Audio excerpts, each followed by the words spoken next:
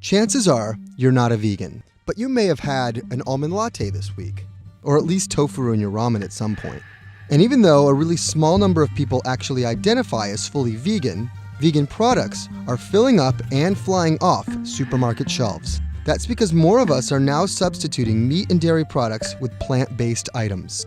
Yo, I told my friends that I'm gonna become a vegan and live that plant-based diet. So I became a vegan. I've been vegan practically my whole life. I'm vegan.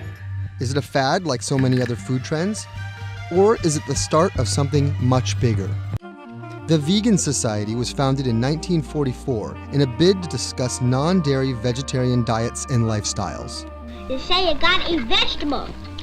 Too much meat's bad. It began and remained a very small community for decades.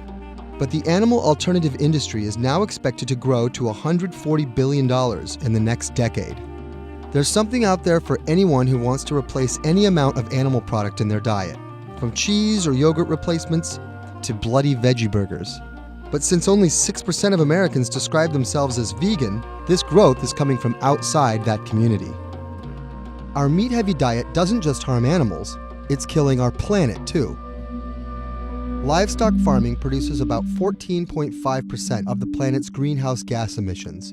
Cows are the main offender.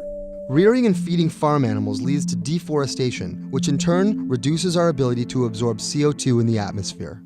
Research from Oxford University claims that a vegan diet is probably the single biggest way to reduce your impact on planet Earth. Concern for the planet is one motivation, but over half of US adults who eat plant-based proteins said the main reason was taste, beating concerns over diet, animal protection, the environment, and health. Vegan products are no longer the weird, dusty packets hidden in the back of the health food shop. They're being delivered to the mainstream by huge brands like McDonald's and Burger King.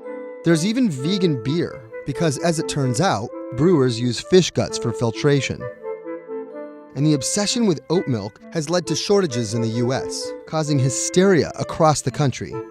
Well, mainly Brooklyn. Investors are now getting in on the action. Shares of Beyond Meat surged 600% in the 3 months after its IPO. Another plant-based burger maker, Impossible Foods, raised $300 million in the same month. So what could hold this burgeoning vegan economy back? Nutritionists are questioning some of the health credentials of these processed meat alternatives. Burger King's vegan burger, the Impossible Whopper, contains a whopping 35 grams of fat and 1,080 milligrams of sodium. That's almost half of your recommended daily allowance of sodium. Others warn that genetically engineered ingredients need more research to determine their safety. Despite the concerns, there are bullish signs. Traditional meat and dairy companies like Tyson and Dean Foods have invested in plant-based products. With supposed benefits to our health, moving to a vegetarian and vegan diet could produce savings of up to $1 trillion a year on healthcare and lost working days.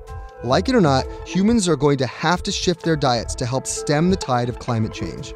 With our planet's population growing, the vegan economy will need to win over even more of us if it's to have